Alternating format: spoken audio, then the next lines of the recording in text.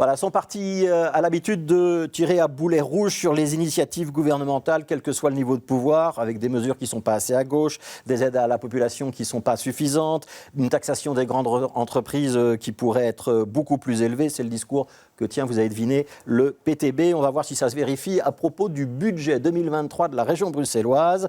Et on parlera aussi un petit peu de good move aussi, quand même, puisque notre invitée est la chef de groupe du PTB au Parlement bruxellois, c'est Françoise De Smet. Bonsoir Françoise De Smet, merci d'être avec nous. On va commencer par parler du budget, si vous voulez bien, puis on reviendra à good move dans quelques minutes. Le budget de la région bruxelloise, donc présenté par l'équipe de Rudy Vervoort la semaine dernière, 7 milliards, un déficit de 400 millions, et 200 millions mobilisés dans des mesures pour l'énergie, ce sont les grands chiffres. C'est un budget qui va trouver grâce à vos yeux ou pas du tout ? Non, pas du tout. Sur 3 axes principalement. Jusque-là, il n'y a pas de surprise. Il n'y a pas de surprise, non. Mais donc, sur 3 axes principalement, c'est d'abord qu'il n'y a pas de mesures suffisantes qui sont mises en place pour les travailleurs, pour la classe moyenne. Et donc, on voit qu'elle est en train de glisser petit à petit aussi vers plus de pauvreté. Donc, il y avait avant 1 Bruxellois sur 3 qui était au seuil de risque de pauvreté. On arrive maintenant à 1 sur 2, donc il y a un glissement. Deuxième aspect, c'est que même les mesures de filet social qui restent pour les plus précaires, donc on a été voir les services sociaux qui se rassemblaient devant le Parlement bruxellois ce matin, qui nous expliquaient que c'est en train de craquer aussi. Et donc voilà, le gouvernement bruxellois se vante toujours qu'il fait quand même quelque chose pour les plus précaires, mais on voit que même là, c'est en train de craqueler. Et troisièmement, au niveau des investissements pour répondre aux besoins sociaux de la population, ça ne suffit pas du tout. Il y a quand même 200 millions qui sont débloqués sur l'énergie. Il y a 125 millions qui vont aller aux entreprises, mais y compris à des petites entreprises, des boulangers ou des commerces de quartier ou des artisans. Mais il y a aussi 20 millions pour les ONG ou le secteur non marchand qui intervient dans le social. Il y a un peu plus de 20 millions pour les communes, pour les dépenses énergétiques. Il y a un peu plus de 20 millions de soutien au CPS. Ce n'est pas des bonnes mesures, ça ? C'est le strict minimum, mais ça ne suffit pas. Donc les 26 millions qui vont être donnés aux non-marchands, c'est pour permettre aux employeurs de régler les factures d'énergie. Mais donc, ce qui nous expliquait ce matin au rassemblement, c'est que notamment, par exemple, les subsides qui dépendent des projets ne vont pas être indexés. Ça veut dire qu'il y a des emplois qui vont être mis en difficulté par rapport à ça. Par rapport au CPAS, il y a aussi toute une lutte qui est maintenant mise en place par les assistants sociaux parce qu'ils sont en train de craquer aussi. Donc ça ne va pas suffire non plus, on le sent, les travailleurs le disent. Oui, mais c'est parce qu'on a aussi du mal à recruter des assistants sociaux dans les CPAS, non ? Mais en tout cas, ils sont pas assez. Et les moyens qui sont mis sur la table aussi pour donner de l'aide à la population restent totalement insuffisants. 20 millions pour l'ensemble de la région, c'est pas assez.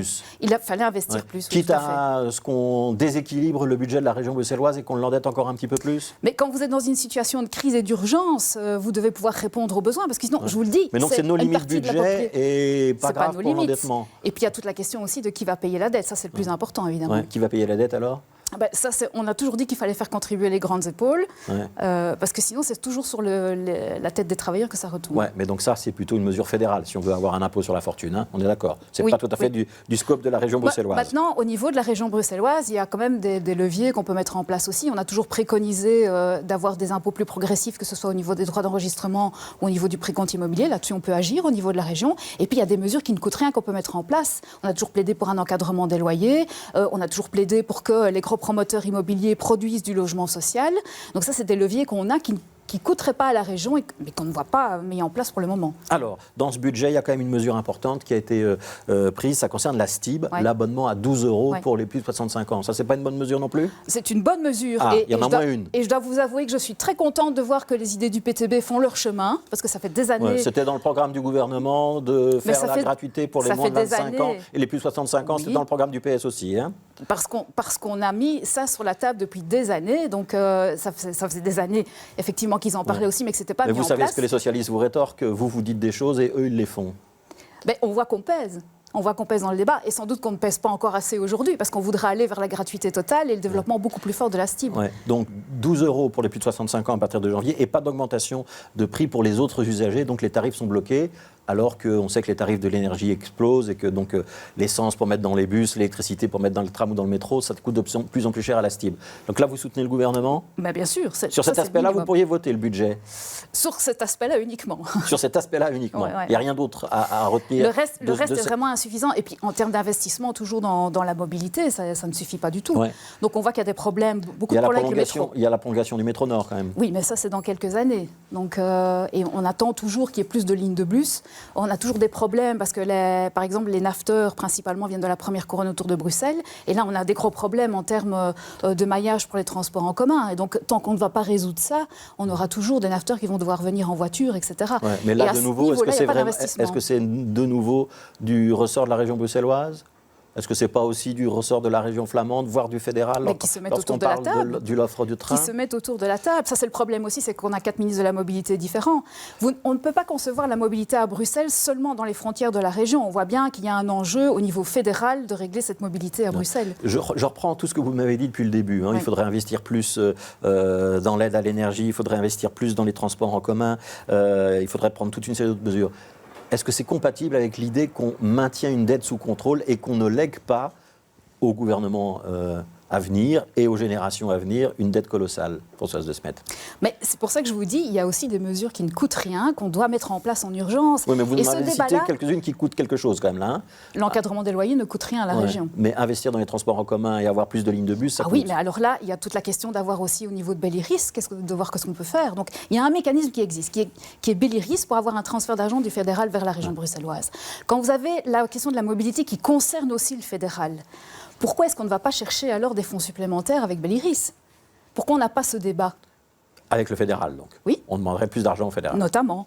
Et puis, la question de la gratuité, ça, on a toujours plaidé aussi, c'est d'avoir, comme en France, donc il y a une taxe forfaitaire au niveau des grandes entreprises qui génère quand même aussi de la mobilité qui existe et qui leur permet de financer, entre autres, le développement des transports en commun. C'est le système de la RATP dans la région parisienne. Pourquoi est-ce qu'on ne met pas ça en place à Bruxelles?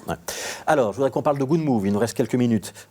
Après Anderlecht, c'est Jet qui a suspendu une phase pilote du plan Good Move sur cette commune. C'est une bonne décision? C'est une bonne décision. Et je pense que maintenant, on ne peut plus avoir de doute sur le fait qu'il y a eu un manque de concertation au niveau des plans apaisés. Parce qu'on voit que de commune en commune. Dans toutes les communes? Dans toutes les communes, bien sûr. Même à Scarbeck, où ça a l'air de se passer un petit peu mieux? Ça ne se passe pas mieux. Donc j'ai des camarades qui ont été sur place ce week-end et qui peuvent vous dire que les gens ne sont pas du tout contents de ce qui va arriver dans le centre-ville aussi, pour le Pentagone. Pentagone, oui, bien sûr. Il y a des commerçants qui disent, voilà, on a des difficultés à se faire livrer, etc. Ouais. Donc, est-ce que vous allez dire, comme Lucien Beckers de Motodéfense tout à l'heure, il faut stopper le plan Good Move et repartir concertation tous azimuts? On a toujours demandé qu'il y ait un retrait, effectivement, des plans apaisés. Mais donc un retrait niveau global de la région. Oui. Toute la région. Oui. Et après, c'est pas pour ça qu'il ne faut pas apporter des solutions, évidemment. Hein. Donc, on a clairement des problèmes de mobilité dans les quartiers. Mais quand vous voyez qu'en 50 ans, on a construit seulement 11 km de rails à Bruxelles, donc ça veut dire 200 mètres par an, plus ou moins, c'est pas comme ça qu'on va régler mais on a aussi renouvelé la flotte, on a acheté des métros plus performants, plus modernes, des trams, etc. Oui, mais ça n'a pas compensé. Donc, en termes de fréquence et en termes de maillage, on a toujours des problèmes. Si vous voulez être concurrentiel par rapport à la voiture, on doit être concurrentiel par rapport à la voiture. Si vous voulez que les gens puissent se déplacer autrement, on n'y est pas. Donc, en termes de maillage et de fréquence, ça c'est l'étude de Brussels Studies qui le dit, on a à peine récupéré le niveau des années 50. À peine récupéré le niveau des années 50, alors qu'on a beaucoup plus de besoins à l'heure actuelle en termes de déplacement. Donc, ça montre que oui, il manque des investissements. Le bourgmestre de Saint-Gilles, Jean Spinette, qui était sur ce plateau hier, et qui a annoncé sa volonté de prendre vraiment son temps sur Good Move, qu'il a rebaptisé Cool Move, en annonçant une concertation, en disant « Moi, mon souhait, c'est vraiment d'éviter de monter une population contre une autre, avec dans ma commune des gens qui sont déjà passés au vélo et d'autres qui sont restés à un usage quotidien de la voiture. » C'est une bonne méthode. Vous lui faites confiance à Jean Spinette là-dessus ou pas? Mais je pense que c'est effectivement important d'aller discuter avec les gens pour bien comprendre leurs besoins. Donc l'idéal serait de faire des grandes enquêtes dans les quartiers.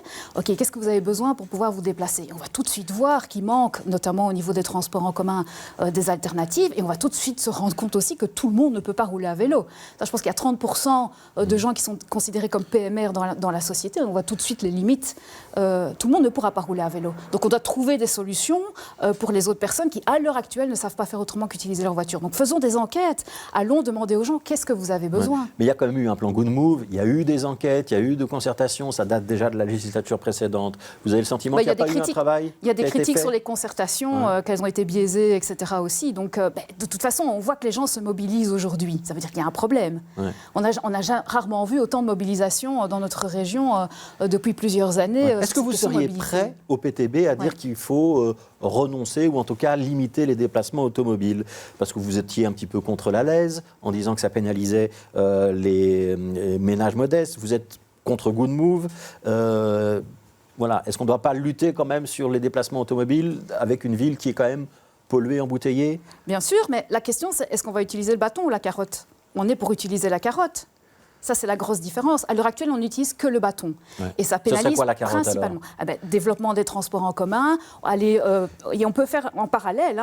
On avance vers la gratuité et en parallèle, on les développe. Donc, c'est ce que la ville de Dunkerque a fait et on voit que ça a très bien fonctionné. Ça, c'est de la carotte. On offre des solutions sociales aux personnes. À l'heure actuelle, on est seulement en train de leur taper dessus. Et ceux qui sont principalement pénalisés, c'est les gens qui ont le moins de revenus. Ouais. Est-ce que c'est pas un peu bizarre de vous voir, vous, le PTB, à côté d'associations d'automobilistes, de lobbying automobilistes aussi? On n'est pas à côté des associations de lobbying. On a le sentiment que vous défendez le moins de points de vue quand même. Hein? Non, pas du tout. Donc on est pour des alternatives sociales, pour que les gens puissent se déplacer autrement qu'avec leur voiture, mais on n'est pas du tout à côté du lobbying pro-voiture. Vous en êtes sûr? Oui. Ouais. Vous n'êtes pas en train de défendre quand même l'usage de la voiture pour les classes populaires? Non, on est pour trouver des alternatives. Ça veut dire qu'il y aura une suite à Good Move et que vous pourriez la soutenir si elle va dans le sens que vous souhaitez? Si ça va dans le sens de mesures sociales, on soutiendra. Merci. Mais ce n'est pas ça qu'on voit pour le moment. Merci Françoise Desmet, merci d'avoir été notre invitée. Je rappelle, vous êtes la chef de groupe PTB au Parlement bruxellois.